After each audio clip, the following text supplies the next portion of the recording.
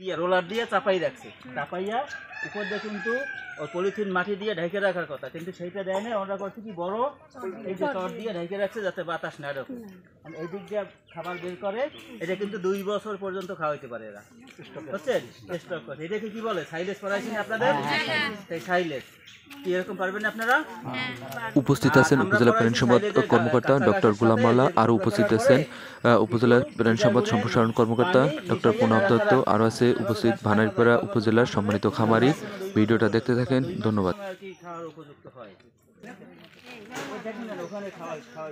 তাহলে এটা হইছে আমরা যখন ড্রামের মধ্যে রাখি, একটু চিটাগুড়ি পানি মিলাই দেই, তাই না?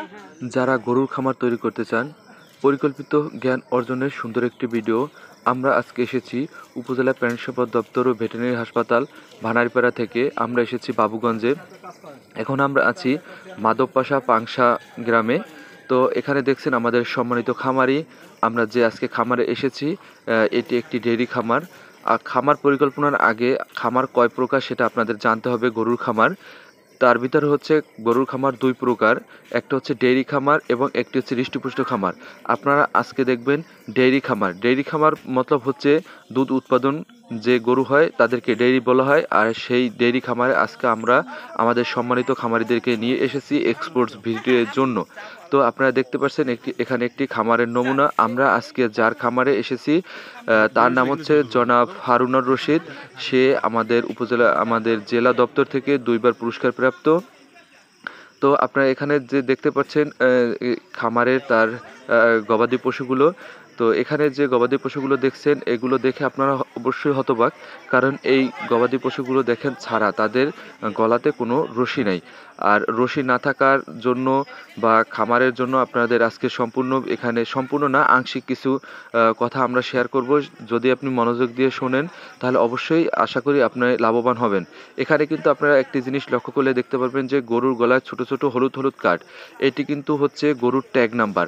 অবশ্যই আপনারা যে গরুগুলো পালবেন তাদেরকে ট্যাগ নাম্বার দিবেন, তাহলে আপনাদের চিহ্নিত করতে সুবিধা হবে। আর এই ট্যাগ নাম্বারের সুবিধা হচ্ছে যে এই গরুটা কত মাসের এবং এই গরুটা আপনি কখন আনছেন এবং এই গরুটা কখন বাচ্চা দিবে। এখানে যে দেখতে পাচ্ছেন আপনারা, এখানে কিন্তু বিস্তীর্ণ সবুজ অঞ্চল, এটি কিন্তু তার খামারের ঘাস চাষের জন্য। আপনারা যারা খামার করবেন তাদের সর্বপ্রথমে যে কাজটি করতে হবে, গরু খামার পরিকল্পনার আগে আসার আপনার যেটি করবেন সেটি হচ্ছে ঘাস চাষের জন্য আপনার যথেষ্ট প্লট থাকতে হবে এবং ঘাস চাষ করতে হবে আপনার খামার করলে। এখানে আপনারা যে আছেন, এখানে যে কথাগুলো শুনবেন, এখানে আছে আমাদের মাঝে সম্মানিত খামারি এবং এখানে উপস্থিত আছেন ডক্টর গোলাম মাওলা, উপজেলা প্রাণী সম্পদ কর্মকর্তা, ভানারপাড়া, বরিশাল। এবং আরও উপস্থিত আছে উপজেলা প্রাণী সম্পদ সম্প্রসারণ কর্মকর্তা ডক্টর প্রণব দত্ত। আরও উপস্থিত আছেন আমাদের সম্মানিত খামারি এবং আরও উপস্থিত আছে অফিসের কর্মচারীবৃন্দ। 10 মাস আপনার গরুগুলো আমার মতো ভালো থাকবে, তাহলে আপনারা কিন্তু ঘর উঁচু করবেন, এটার কোনো বিকল্প নাই। 2, আপনার খামার যতটুকুই হোক, ঘর যত ছোটই হোক, আপনি ওই গরুটাকে একটু চড়ানোর ব্যবস্থা করবেন, হাঁটার ব্যবস্থা করবেন। যদি ঘরে জায়গা না থাকে তাহলে বাগানে ওর একটা বড় দড়ি দিয়ে একটা গাছের লগে বাঁধবে যেন ঘুরতে পারে। ঘুরটা উঁচু করবেন, গরু অবশ্যই চড়াবেন। আমার কিন্তু একটা ভুল আছে, আমার অসংখ্য ভুল আছে। আমি যে একটা সেটা হলে আমি পাকায় রাখছি। পাকার উপরে রাখা যাবে না, মাটিতে নামাবেন আপনি। আমি পাকার ব্যবস্থা বিকল্প করছি, সেটা পরে যদি কেউ আসেন দেখতে পাবে 6 মাস পরে। তো আপনারা পাকা থেকে মাটিতে রাখবেন। হাঁটার যদি সঠিক জায়গা থাকে তাহলে আপনার গরুটি সঠিক সময়ে হিটে আসবে। আর একটি মজার বিষয় হচ্ছে যে এই খামারটিতে যে প্রতি মাসে তার এখানে আমাদের প্রায় 90টির মতো গরু আছে এখন তার খামারে, সব দুগ্ধ উৎপাদনের জন্য। এখানে তার প্রতি মাসে 10,000 টাকার ওষুধও খরচ হয় না, শুধুমাত্র সুন্দর একটি পরিকল্পনা করার জন্য। আর আমাদের ম্যাক্সিমাম খামারি লস হয় যে গরুর ফার্মের যে ওষুধের টাকা, এটা তাদের গুনতেই তাদের লস হয়। আপনাদের সুন্দর পরিকল্পনা থাকলে অবশ্যই আপনাদের এই লসের হাত থেকে আপনারা রক্ষা পাবেন। আর এখানে যে কাজগুলো আপনারা দেখছেন বা যেগুলো দেখছেন, দেখবেন এগুলো সব পরিকল্পনা অনুযায়ী করা হয়েছে। আপনাদের যদি সুন্দর পরিকল্পনা থাকে তাহলে আপনারা কখনোই ব্যর্থ হবেন না, এটি আমরা নিশ্চিত করতে পারি। আর আপনারা যেটা করেন সেটি হচ্ছে যে ডাক্তারি চিকিৎসায় আপনারা কুহাক ব্যবহার করেন সেটি ব্যবহার করবেন না। আপনারা উপজেলা দপ্তরে যাবেন, ওখানে যারা ডক্টর আছে ওই ডক্টরের পরামর্শ অনুযায়ী আপনারা সকল ধরনের ব্যবস্থা গ্রহণ করবেন, তাহলে আপনাদের খামারে লাভবানের সংখ্যা বেশি থাকবে।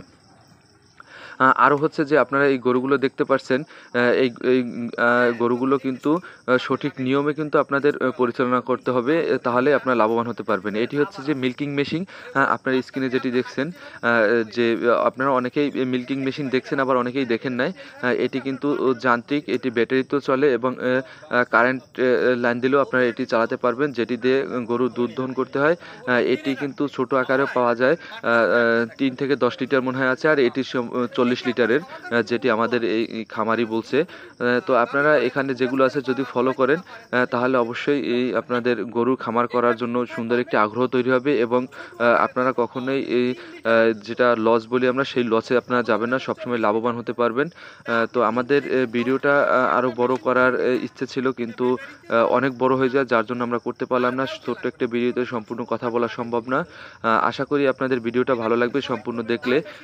তো দেখতে থাকুন এবং আপনাদের কোনো যদি জানার বিষয় থাকে আমাদের কমেন্ট বক্সে কমেন্ট করবেন, আপনাদের যথাসম্ভব আমরা হেল্প করব। এবং ভিডিওটা দেখার জন্য আপনাদেরকে অসংখ্য ধন্যবাদ। যদি আপনি আমার চ্যানেলে নতুন হন অবশ্যই সাবস্ক্রাইব করবেন এবং যদি আপনারা পুরাতন হন তাহলে একটি লাইক দিয়ে পাশে থাকবেন। ধন্যবাদ।